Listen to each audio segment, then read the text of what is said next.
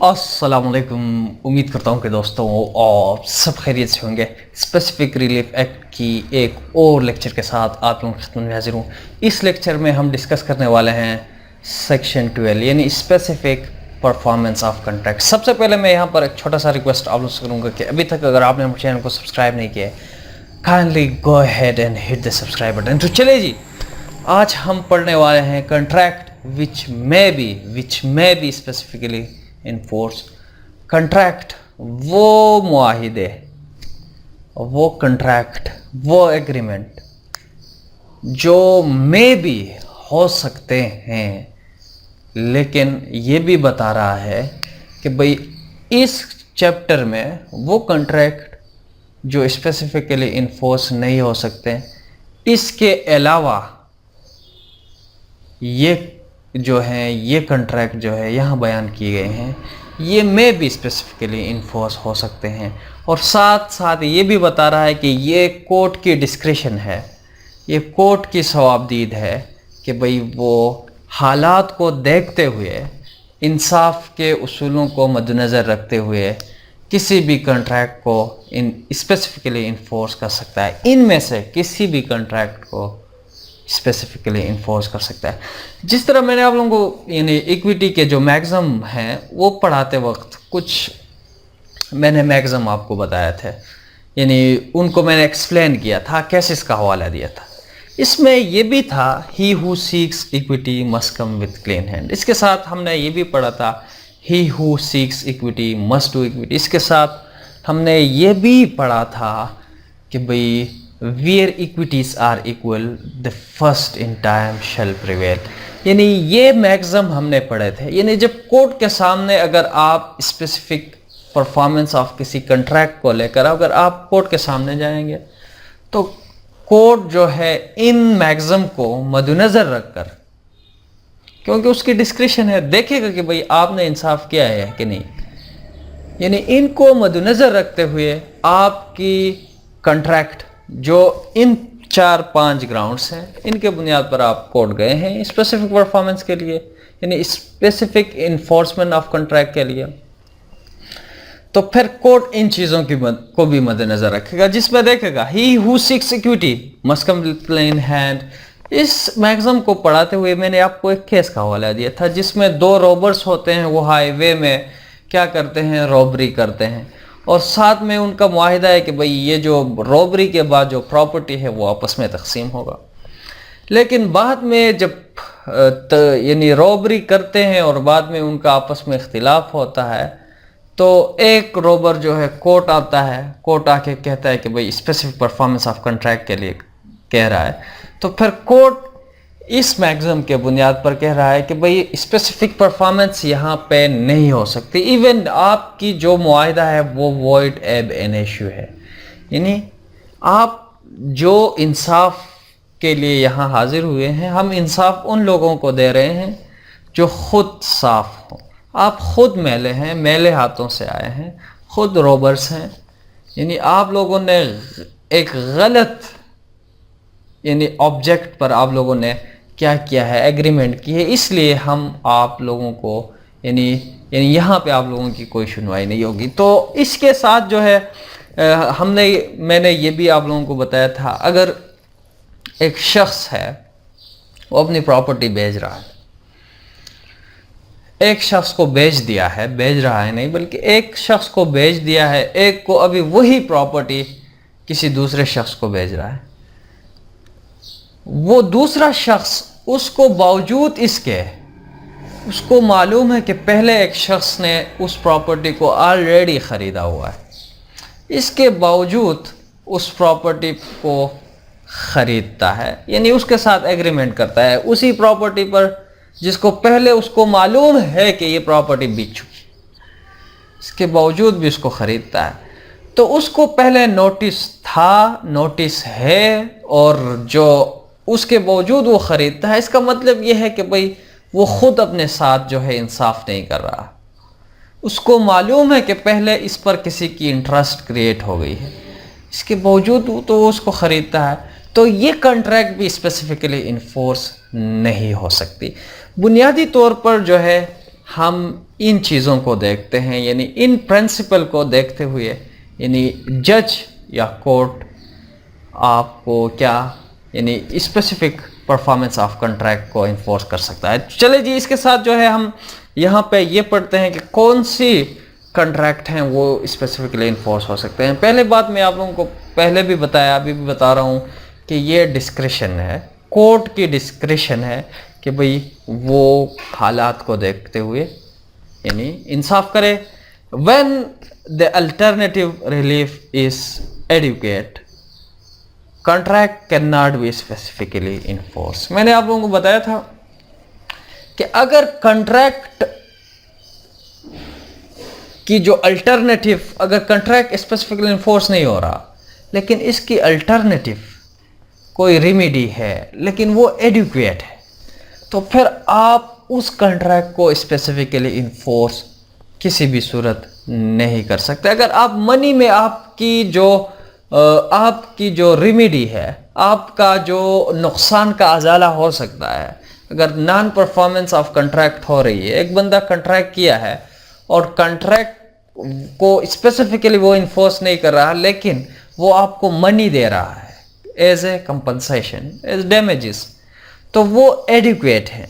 तो कोर्ट तो देखेगा कि भाई आपको मनी मिल रहा है जो एडुकेट रेमेडी है, तो फिर आप खामखा क्यों एक बंदे को तंग कर रहे हैं, या वो हो नहीं सकता, या एक चीज़ एग्जिस्ट ही नहीं कर रहा, या एक चीज़ एग्जिस्ट ही नहीं कर रहा है, डिस्ट्रॉय हो चुका है, तो वो कहाँ से आके आपको स्पेसिफिकली उस कॉन्ट्रैक्ट को इन्फोर्स करेगा।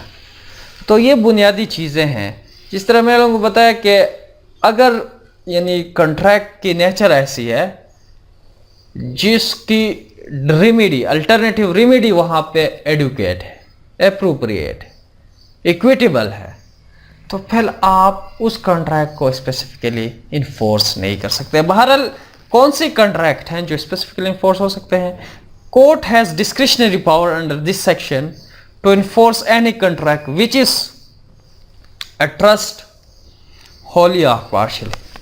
देखो, मैंने ट्रस्ट, एक बंदे को ट्रस्टी क्या किया है, अपॉइंट किया है कि भाई ये प्रॉपर्टी को आप लुक आफ्टर करें।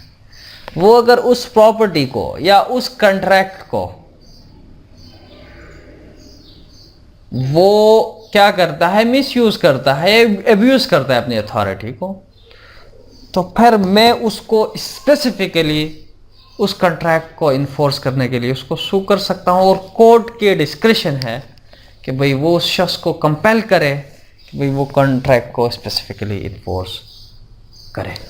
तो चलिए जी, इसके बाद जो है हमारे पास है when there is no standard to certain actual damages, जहाँ पे असरटेन ही नहीं हो सकते। फॉर एग्जांपल, मैंने एक शख्स के साथ कॉन्ट्रैक्ट किया है कि भाई फलां शख्स का जो पिक्चर है उन्होंने जो पेंट की है, जो अभी मर चुका है, लेकिन उसकी जो पेंट की गई तस्वीर है उसको आपने मुझे देना है, और मैंने उसके साथ कॉन्ट्रैक्ट किया है।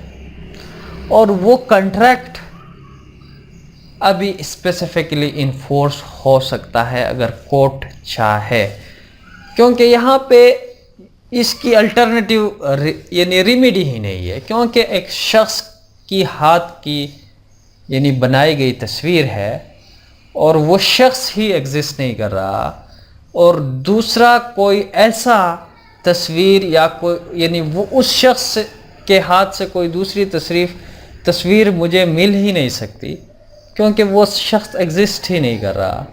तो फिर ये कॉन्ट्रैक्ट जो है स्पेसिफिकली इन्फोर्स हो सकती है। इसके साथ जो है हमारे पास जो है pecuniary compensation is not adequate remedy, जहाँ पे पेक्यूनियरी कंपनसेशन जो है यानी एप्रोप्रिएट इक्विटेबल रेमेडी ना हो। फॉर एग्जांपल, मैं यहाँ एग्जांपल से आप लोगों को समझाता हूँ।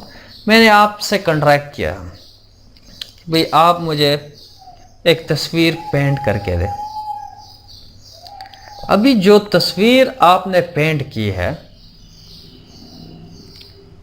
आपने जो तस्वीर बनाया है, मैंने आपके साथ एग्रीमेंट की है, कॉन्ट्रैक्ट किया है, और आप वो मुझे नहीं दे रहे हैं, तो इसका मतलब ये है कि भाई इसकी रेमेडी पैसों में नहीं हो सकती, क्योंकि तस्वीर बहुत अहम है और आपने बनाया है, और उसकी रेमेडी मुझे यानी दूसरी शक्ल में अवेलेबल ही नहीं हो सकती, क्योंकि वो तस्वीर ही मुझे चाहिए, क्योंकि मैंने आपको वो किया है और आपने उसको मेरे लिए खुसूसी पेंट किया है। तो इसका मतलब ये है कि भाई अगर आप मुझे पैसे दें तो पैसे से तो मेरे दुख का या मुझे रेमेडी सही तौर पर नहीं मिल रही, क्योंकि मुझे तस्वीर जो मेरे हुक्म पर आपने बनाया है वही मुझे अगर मिले तो मुझे यानी मेरे दुख का या मुझे मेरे जो है यानी कॉन्ट्रैक्ट का अज़ाला होगा। तो इसके साथ जो है हमारे साथ है pecuniary compensation can not be obtained by non performance of contract. देखो, pecuniary compensation can not B